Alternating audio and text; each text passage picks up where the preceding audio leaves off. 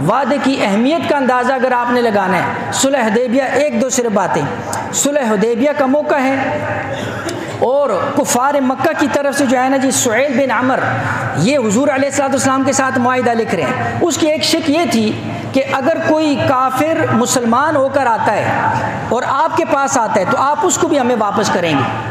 اب یہ سہیل شک لکھی جا رہی تھی کہ اسی سہیل کا بیٹا ابو جندل رضی اللہ تعالیٰ عنہ بیڑیوں کے اندر جکڑا ہوا، آہستہ آہستہ آہستہ آہستہ وہ جو ہے نا جی وہ نمودار ہوا حضور علیہ الصلوۃ والسلام کے پاس، جکڑا ہوا، تشدد ہوا زخمی حالت کے اندر۔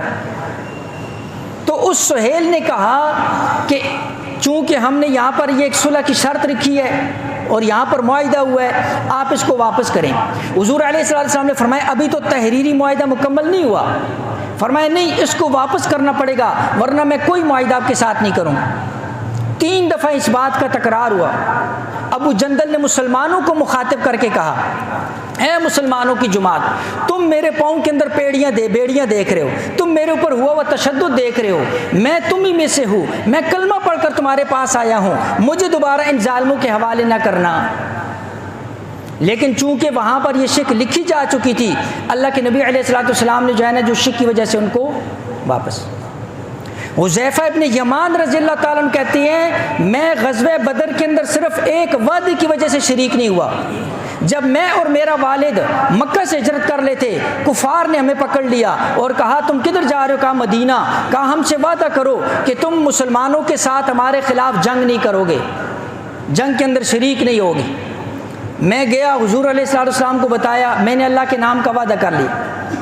حضور علیہ الصلوۃ والسلام نے فرمایا ٹھیک ہے تم ان کے ساتھ کیا وہ وعدہ پورا کرو، ہم اللہ سے مدد و نصرت کی جو ہے نا جی دعا۔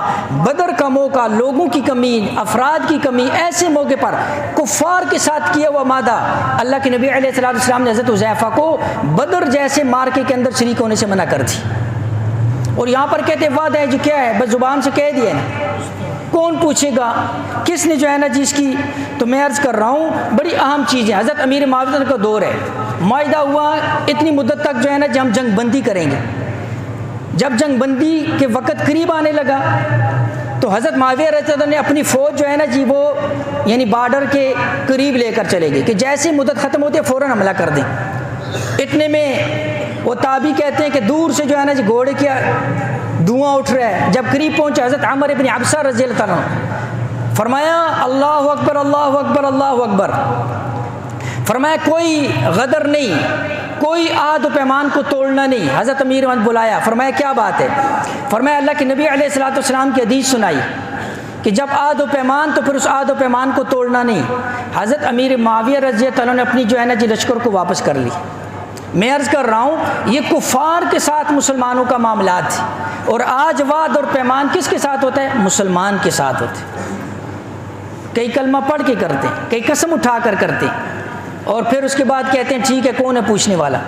تو اللہ کی ذات ہے پھر پوچھنے والی۔